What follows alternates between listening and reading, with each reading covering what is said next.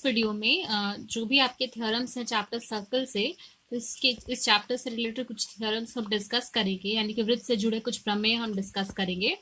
तो एक एक करके देखते हैं कि कौन से थ्योरम्स हैं और उनको कैसे प्रूव करना है। तो सबसे पहला थ्योरम है कि एक वृत्त अथवा सर्वांग समवृत्तों, यानी कि दो अलग अलग वृत्त अगर हैं, उनकी बराबर जीवाएं केंद्र संगत केंद्रों पर, यानी कि अगर एक सर्कल की बात कर रहे हैं तो एक केंद्र होगा, अगर हम दो अलग अलग वृत्तों की बात कर रहे हैं तो उनके जो सेंटर्स होंगे, करस्पॉन्डिंग सेंटर्स यानी कि संगत केंद्र, उन पर बराबर कोण आंतरित करती है। इसके लिए अभी हम क्या करेंगे, एक सर्कल लेंगे और उस सर्कल में दो अलग अलग जीवाएं लेके और शो करेंगे, दिखाएंगे कि वो जो है बराबर कोण आंतरित करती हैं सेंटर पे। तो चलिए देखिए कैसे करना है। मान लेते हैं कि हमारे पास ये सर्कल है, ठीक है। सर्कल का शेप जो है वो डिस्टॉर्टेड हो गया थोड़ा सा, लेकिन एडजस्ट कर लेते हैं इसके साथ ही। तो चलिए, ये है आपका डायग्राम। मान लेते हैं सेंटर है ओ, पहला कॉर्ड है पी क्यू और अगला है आर एस। इस तरीके से देखिए, क्योंकि अब हम प्रूफ पे आते हैं, क्योंकि ये जो पी ओ है, ओ क्यू, ओ आर और ओ एस, ये क्या है, रेडियस है सर्कल के, तो ये आपस में क्या होंगे, इक्वल होंगे। अब आपको क्वेश्चन में दिया गया है कि जो कॉर्ड है, यानी कि जो जीवाएं हैं वो बराबर हैं। तो कॉर्ड क्या है, पहला कॉर्ड है पी क्यू और दूसरा है आर एस, तो दोनों जीवाएं आपस में क्या है, बराबर हैं। हमें शो क्या करना है कि ये एंगल और ये एंगल, ये दोनों एंगल आपस में इक्वल होगा। तो हम प्रूफ कैसे करेंगे, मान लीजिए हम दो त्रिभुज लेंगे यहाँ पर, पहला है ओ पी क्यू और अगला है ओ आर एस। इन दोनों त्रिभुजों में देखिए, ये साइड इसके बराबर है, ये साइड इसके बराबर है और ये साइड जो है वो इसके बराबर है। तो इससे क्या होगा कि ये दोनों ट्रायंगल्स आपस में कॉन्ग्रुएंट हो जाएंगे, सर्वांग सम हो जाएंगी। और क्यों हो जाएंगी, कैसे हो जाएंगी, हम यहाँ लिखते हैं एस एस एस, यानी कि साइड साइड साइड, या फिर भुजा भुजा भुजा प्रमेय जो है, उसकी वजह से ये दोनों ट्रायंगल्स आपस में कॉन्ग्रुएंट हो जाएंगी। और अगर ये दोनों ट्रायंगल्स कॉन्ग्रुएंट हो जाती हैं तो हम क्या लिखेंगे, triangle P O Q congruent हो जाएगा ट्रायंगल आर ओ एस के। और उस केस में हम लिखेंगे क्या, कि ये एंगल और ये जो दोनों हमें प्रूफ करना है, ये दोनों आपस में बराबर हो जाएंगे। कैसे बराबर हो जाएंगे, corresponding part of congruent triangles, यानी कि दोनों जो है वो कैसी हैं, सर्वांग समभुजा हैं। तो इनके जो ये जो एंगल्स हैं, ये दोनों जो एंगल्स हैं, यानी कि एंगल पी ओ क्यू और एंगल एस ओ आर, ये दोनों एंगल्स आपस में बराबर हो जाएंगे। तो ये पहला प्रमेय था कि एक वृत्त की बराबर जीवाएं जो हैं वो कोण पर बराबर, वो सेंटर पर बराबर कोण आंतरित करती हैं। प्रमेय दूसरा जो है वो पहले का ही विलोम है, यानी कि यदि किसी वृत्त या सर्वांगसम वृत्तों की दो जीवाओं द्वारा केंद्र या संगत केंद्रों पर आंतरित कोण बराबर हो तो जीवाएं बराबर होती हैं।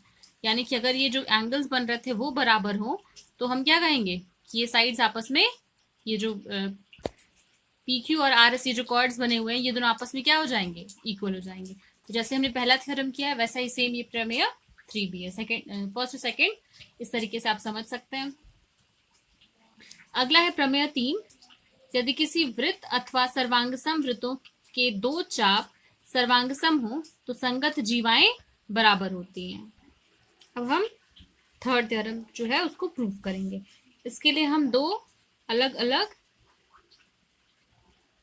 सर्कल्स लेते हैं, ठीक है। मान लीजिए इनमें दो अलग अलग सर्कल्स लिए हैं।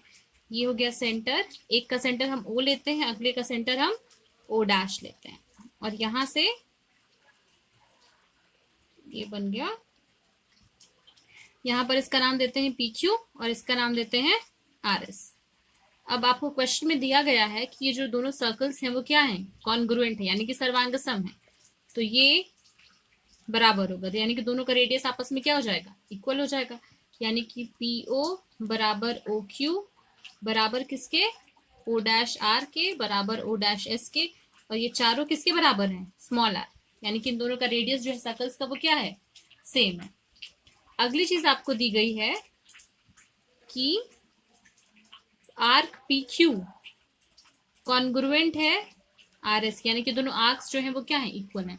आपको पता है कि इक्वल आर्क्स जो होते हैं वो सेंटर पे इक्वल एंगल सबटेंड करते हैं। तो एंगल पी ओ क्यू ये एंगल और आर ओ डैश एस ये एंगल, ये दोनों एंगल्स आपस में क्या होंगे, इक्वल होंगे। यानी कि एंगल पी ओ क्यू बराबर होगा angle R O dash S के। तो अब हमारे पास तीन चीजें हैं तीनों ट्राइंगल्स में, ये साइड इसके बराबर है, ये एंगल बराबर है और फिर ये करस्पॉन्डिंग साइड बराबर है। दोनों ट्राइंगल्स क्या हो जाएंगे, भुजा कोण भुजा अभिगृहित से कॉन्ग्रुएंट हो जाएंगे, सर्वांग सम हो जाएंगे। तो पी क्यू और आर एस आपस में क्या हो जाएंगे, बराबर, सीपी सीपी से। अगला थ्योरम यानी कि प्रमेय 4 जो है वो प्रमेय 3 से ही जुड़ा हुआ है।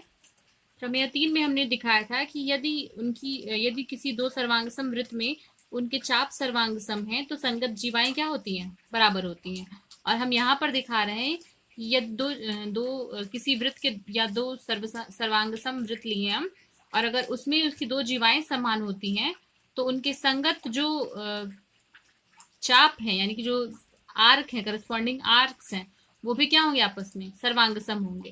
तो ये दोनों थ्योरम्स जो है एक दूसरे का ऑपोजिट हैं। आप इसको देखने की कोशिश करिए, अगर ऐसा कुछ होता है कि आपको नहीं समझ में आता है तो फिर हम इसको वापस से डिस्कस करेंगे। पांचवा थ्योरम है कि वृत्त के केंद्र से जीवा पर डाला गया लंब जीवा को समद्विभाजित करता है। तो अब हम इस चीज को प्रूव करेंगे। मान लीजिए हमने ये सर्किल लिया है जिसका सेंटर है ओ पर और हमने कॉर्ड लिया है पी क्यू। मान लेते हैं यहाँ से हम एक परपेंडिकुलर ड्रॉप करते हैं जो कि इसको एल पे कट करता है। अब आपको शो करना है कि पी एल और क्यू एल ये दोनों आपस में इक्वल हैं। कैसे शो करेंगे इस चीज को, देखिए ये एंगल कितना दिया हुआ है क्वेश्चन में, 90 डिग्री दिया है।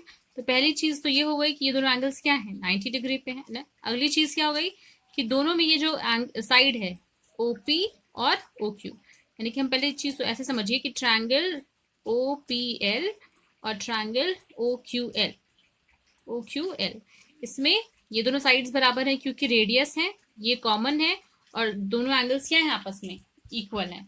यानी कि दोनों ट्रायंगल्स क्या हो जाएंगे, कॉन्ग्रुएंट हो जाएंगे। और अगर दोनों ट्रायंगल्स कॉन्ग्रुएंट यानी कि सर्वांगसम हो जाते हैं तो पी एल और एल क्यू क्या हो जाएगा, आपस में बराबर हो जाएगा।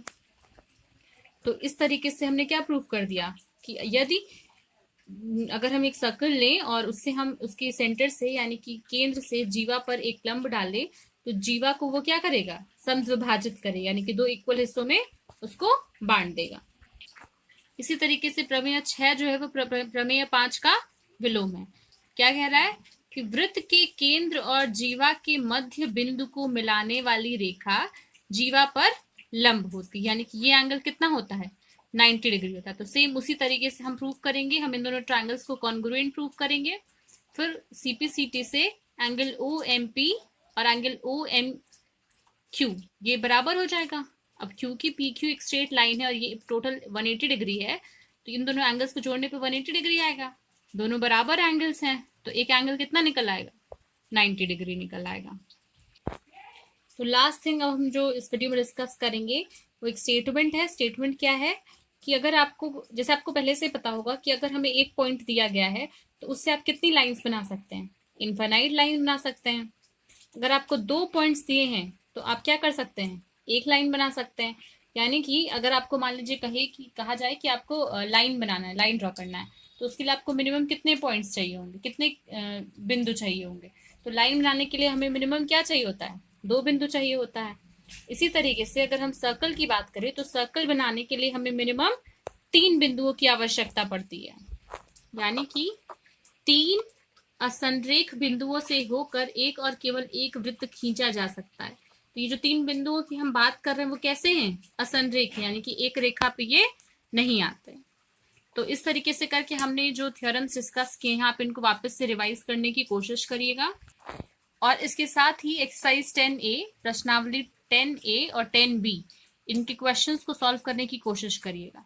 अगले टर्न पे हम इन एक्सरसाइजेस से कुछ क्वेश्चंस डिस्कस करेंगे।